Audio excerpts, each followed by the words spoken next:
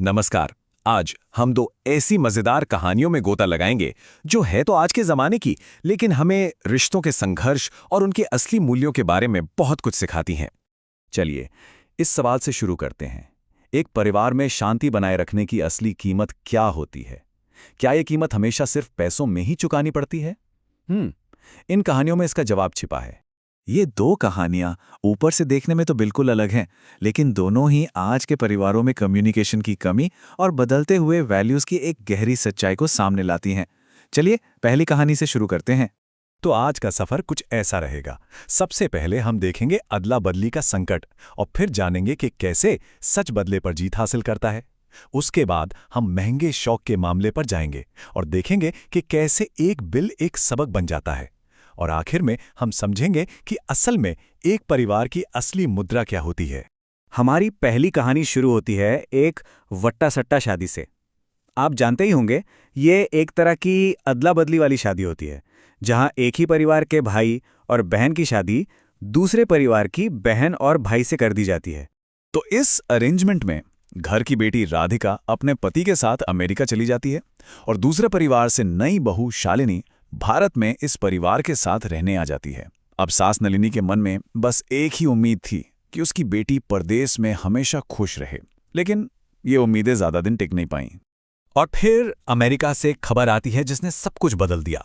खबर थी राधिका के तलाक की।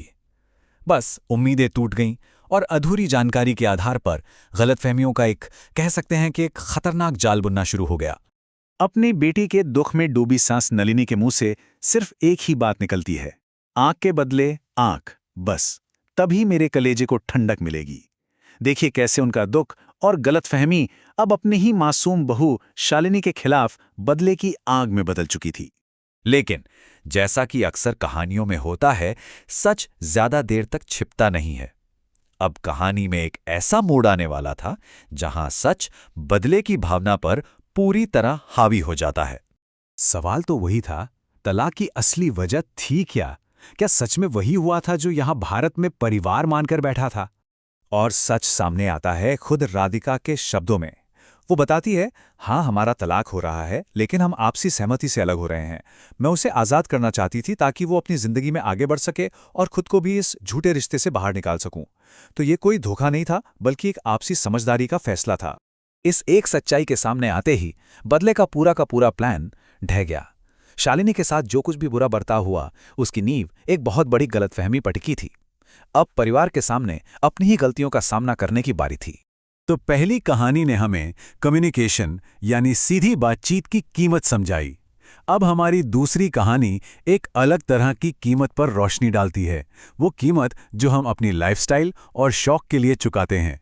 यहाँ टकराव इमोशनल नहीं बल्कि इकोनॉमिकल है। इस कहानी में हम मिलते हैं दो बहुओं, रश्मि और शिल्पा से। इनके खाने के शौक परिवार की सादगी से कह सकते हैं कि बिल्कुल मेल नहीं खाते थे। Cheesy burst pizza, Mexican burger, imported mushroom, kiwi, pineapple, Lucknowi biryani, उनके रोज के ऑनलाइन ऑर्डर घर में बने सादे दाल चावल से कोसों दूर थे। अब देखिए, यहाँ तनाव साफ दिखता है। एक तरफ हैं बहुओं के शौक भरे खर्चे, जैसे रोज के महंगे फूड ऑर्डर्स और इंपोर्टेड किराने का सामान, और दूसरी तरफ हैं परिवार की असली जिम्मेदारियां, घर का 12,000 रुपए का लोन, बहन की कॉलेज की फीस और पिता की दवाइयां। जाहिर है घर का संतुलन बिगड़ रहा था। इस बढ़ते हुए आर्थिक तनाव को देखकर सास वेदिका ने डांट फटकार का रास्ता नहीं चुना, नहीं, बल्कि उन्होंने एक बहुत ही चतुर योजना बनाई जो बिना कुछ कहे एक बहुत जरूरी सबक सिखाने वाली थी। वेदिका ने घर में एक पे एंड ईट सिस्टम लागू कर दिया। पहला कदम, एक सीधा सा नियम बनाया, अब से जो भी मंगवाया जाएगा उसका भुगतान करना होगा। दूसरा कदम, हर फूड ऑर्डर के लिए तुरंत कैश पैसे लिए गए, कोई उधार नहीं। तीसरा, हर 1 रुपए का हिसाब रखा गया। और चौथा और आखिरी कदम था, महीने के अंत में पेश किया गया एक चौंकाने वाला बिल। और वो बिल कितना था? 28,400 रुपए।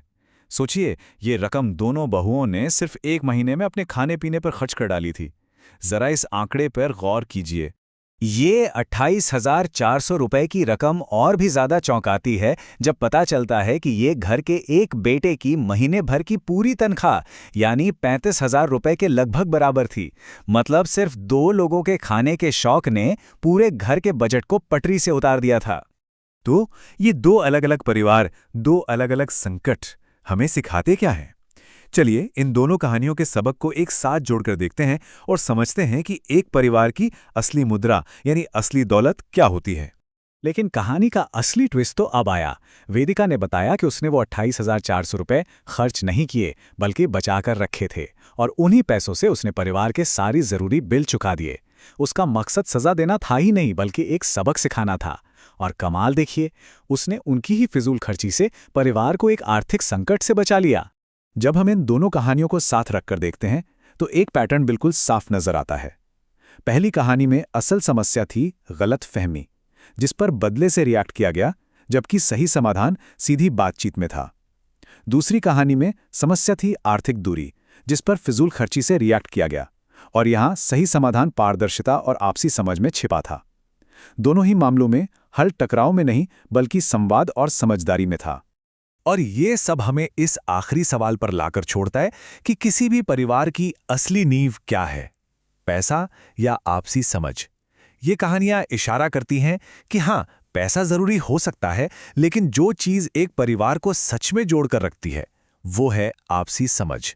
इस पर सोचिएगा जरूर। नमस्कार।